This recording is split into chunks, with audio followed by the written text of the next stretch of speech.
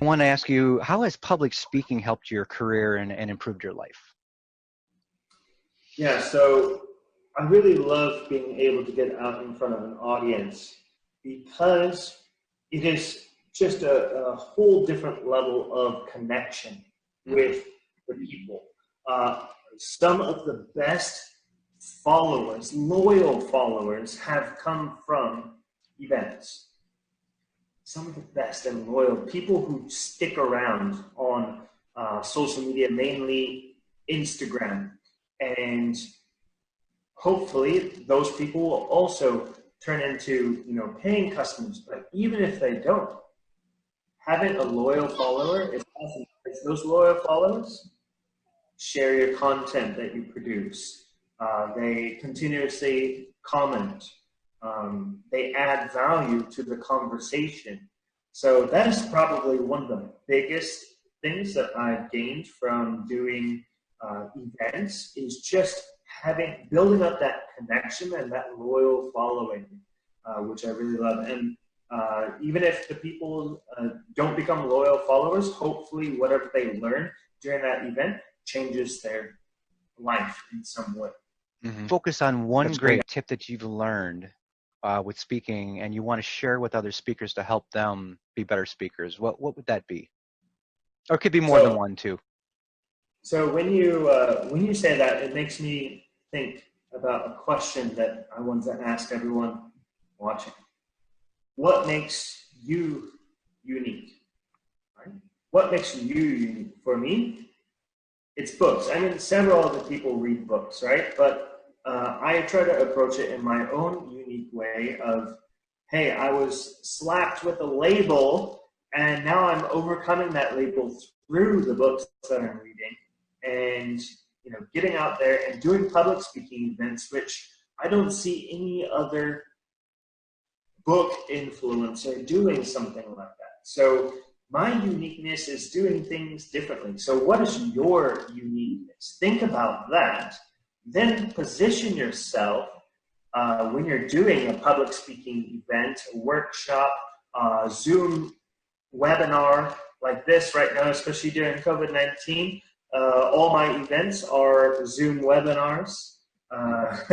So yeah, position yourself in a unique way. Think about what is different from me than all the other people. If you're going to be talking about public speaking tips, a lot of people do that, right? Right. So how do you make yourself unique? How are you going to make yourself stand out? And put yourself out there. Tip number 2, just put yourself out there. Like, try to sign up for events, whether someone else is hosting the event or whether you host the event yourself. If you're hosting the event yourself, you have to put a lot more work into it. Yep. If someone invites you to an event, it's a lot easier. So maybe pick the low fruit by trying to get other people to invite you to their event, even if it's a small event. Getting yourself out there is going to be a huge benefit.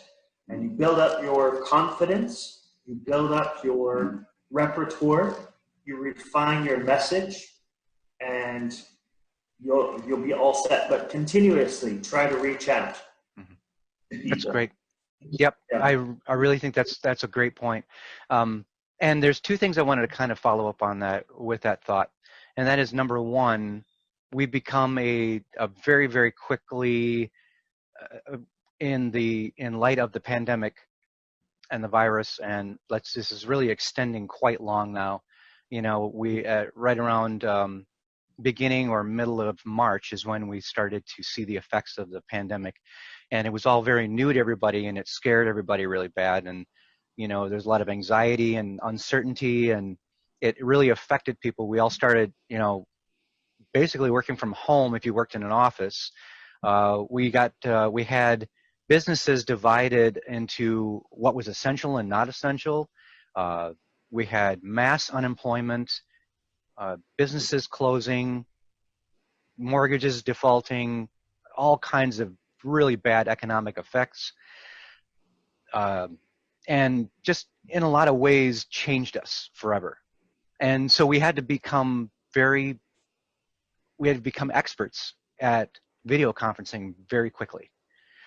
So I had been on a few Zoom conferences or WebExes or whatever have you, as far as technology, but it was only very few and far between.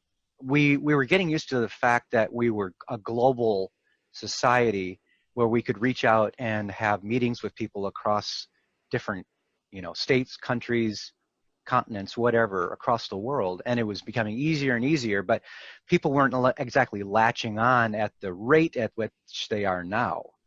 So now it's the new normal, is what they say, and I've become much more comfortable within a very short period of time on Zoom conferences, which is why I reached out to you, and I kick myself in the pants saying, why didn't we do this sooner, because it's such a great connection between us, and I knew we always had that connection in the last few years. We just got busy in our own stuff, right? And when you stop connecting with people, that's the dangerous part. You need connection, and you need different perspectives on your topics and people to contribute to your topics. And I think this is great because you've already given us just immense value by what you've talked about already, and we have a couple of questions left too. So I just want to thank you so much for giving your perspective and describing your platform and what it is you do, because it's so valuable. The other part was about introversion. So I really drive that point across. My demographic and my platform all has to do with introversion, has to do with analytical and technical thinking, and how we as this kind of like this personality, this INTP, Myers-Briggs personality, we tend to close ourselves off. We tend to be moody, and we're so technically oriented. We're just socially challenged to some extent, and I am very socially challenged sometimes, and it can come off as very awkward. So I'm trying to fix that, and so I joined Toastmasters to become more social, more articulate, and so I want to be able to describe what it is I'm trying to do and getting my message more clear through the practicing public speaking and going out and, like you said, putting yourself out. That's so important. And I remember before I made that transformation that I was so closed off from connecting with people, and it just took me time to get out of my shell. And when you think a certain way for so long, you just get stuck in that mode. And it's so important for you to break out of that shell and break out of that routine where you're disconnecting from people, and you have to let them into your lives and connect more. So I think that's great. And lifelong learning and reading books and sharing what you learn is just so important.